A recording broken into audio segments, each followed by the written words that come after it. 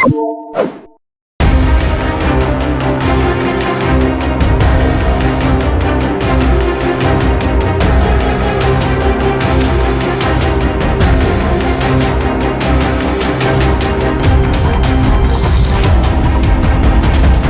kasus malapraktik kembali terjadi.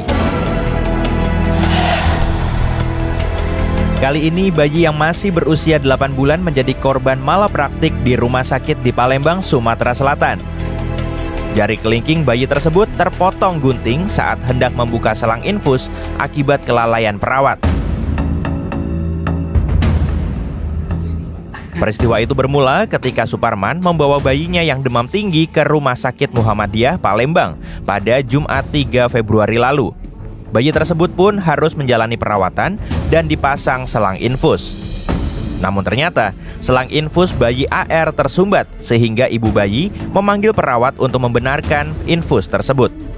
Saat hendak membetulkan selang infus, perawat kesulitan sehingga mengambil gunting untuk memotong perban di tangan. Namun, jari kelingking bayi malah ikut terpotong. Awalnya itu gimana Pak? Awalnya mau buka infusa, kan katanya kami lagu ingatkan buka perban bayi pakai biasa. Setelah itu masih menang dewek, jadi lanjut terbuka pakai gunting besar, lanjut terpotong jari kirinya. Orang tua korban tidak terima dan melaporkan kejadian ini ke polisi untuk meminta pertanggungjawaban.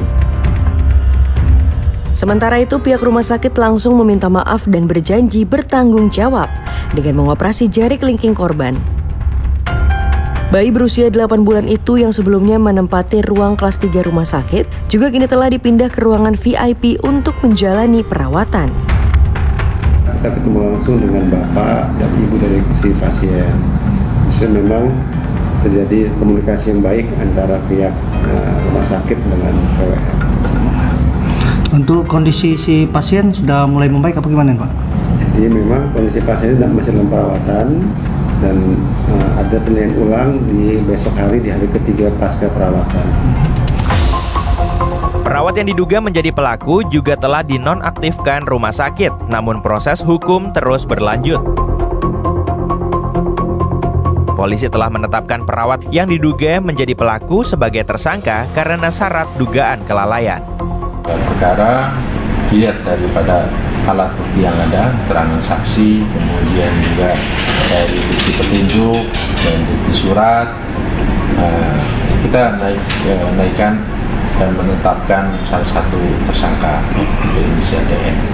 Perawat itu ya Pak? Lanjut ya, dan selanjutnya kita akan ada pemanggilan tersangka berinisial DN. Kasus dugaan malapraktik perawat rumah sakit di Palembang ini menambah daftar panjang kasus-kasus kelalaian medik atau malapraktik di Indonesia. Dan berikut beberapa kasus malapraktik yang menjadi sorotan.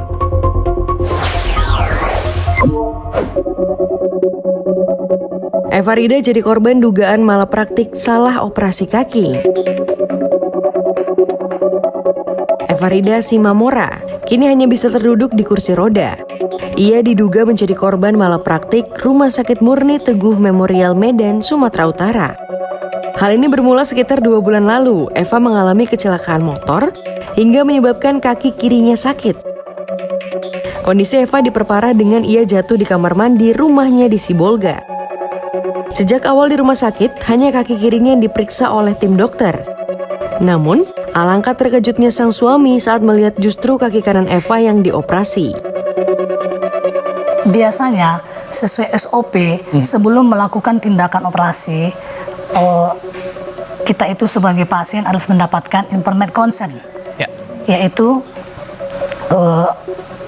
memberikan persetujuan kepada pihak rumah sakit, dan pihak rumah sakit juga memberikan penjelasan tentang apa tindakan yang akan dilakukan. Apa tindakan, apa kontraindikasi, bagaimana apanya, mestinya itu dijelaskan. Tetapi pada saat saya mau operasi itu tidak ada dilakukan, Pak. Dan suami saya juga tidak dilibatkan. Suami saya tidak ada menandatangani berkas apapun sebelum operasi. Dari pengakuan Eva, ia dan suami tak diminta tanda tangan persetujuan operasi. Akibat salah kaki yang dioperasi, Eva kini tak sanggup berjalan normal. Eva pun telah melaporkan kasus ini ke polisi.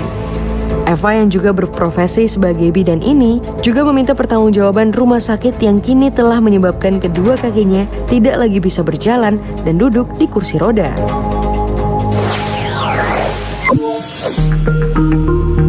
Bayi meninggal dalam kandungan diduga akibat malapraktik. Momen persalinan yang seharusnya membawa kebahagiaan justru berubah menjadi duka bagi pasangan suami istri warga Kecamatan Sedati, Kabupaten Sidoarjo, Jawa Timur. Pasalnya, bayi perempuan yang sudah masuk usia kandungan 9 bulan itu meninggal dunia di dalam rahim sang ibu.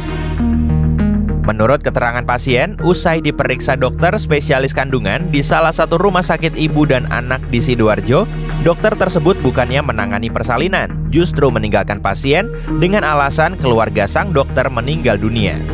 Bayi yang di dalam kandungan sang ibu pun disebut belum cukup berat badan dan belum siap dilahirkan.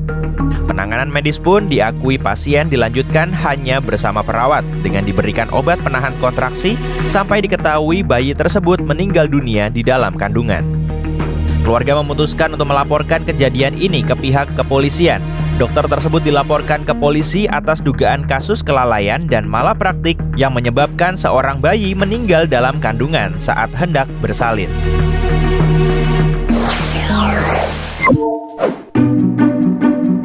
Anak 12 tahun diduga korban malapraktik di Puskesmas Padang, Sumatera Barat.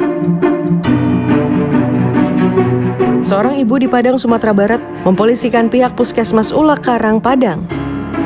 Pihak puskesmas diduga melakukan malapraktik yakni salah dalam memberi obat hingga membuat mata kiri anaknya rusak. Sang anak berinisial AK awalnya mengeluhkan gatal pada bagian matanya dan berobat ke puskesmas. AK pun diberi obat tetes mata, namun setelah 3 hari kemudian, mata AK tak kunjung membaik. Orang tua korban berinisiatif menukarkan obat ke apotek. Dan diketahui, ternyata obat yang diberikan oleh dokter puskesmas ternyata obat tetes telinga, bukan mata.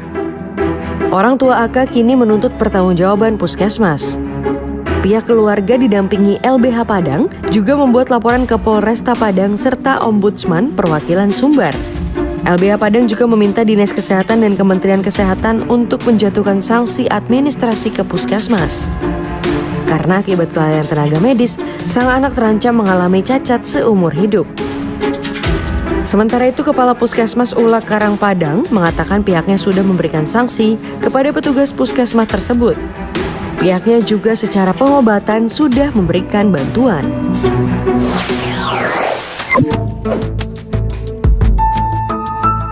Kasus-kasus malapraktik yang terjadi tentunya sangat tidak diharapkan, baik untuk pelaku dan juga korbannya. Dengan penegakan disiplin profesi, tentunya dapat mencegah terjadinya malapraktik medis.